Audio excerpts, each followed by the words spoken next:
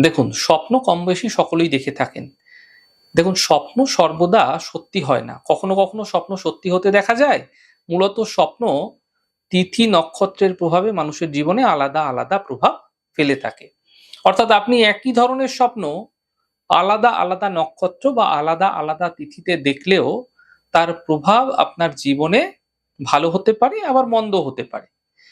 তো সেরকমই যদি আপনি কখনো কোনো মৃত ব্যক্তির স্বপ্ন দেখছেন, তাহলে আপনার কোনো ইনকমপ্লিট যদি কোনো কাজ রয়েছে, বহুদিন ধরে পেন্ডিং হয়ে রয়েছে, বহুদিন ধরে হচ্ছে না, তাহলে সেই কাজ দ্রুত কমপ্লিট হতে দেখতে পাবেন আপনারা।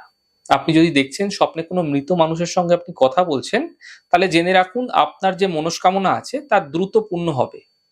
তৃতীয়ত, যদি আপনি স্বপ্ন দেখছেন সেই মৃত মানুষটি শ্মশানে পুড়ে যাচ্ছে, তাহলে জেনে রাখুন আপনার সমস্ত রকমের যে ঝামেলা রয়েছে সমস্ত কিছু দূর হয়ে যেতে দেখতে পাবেন।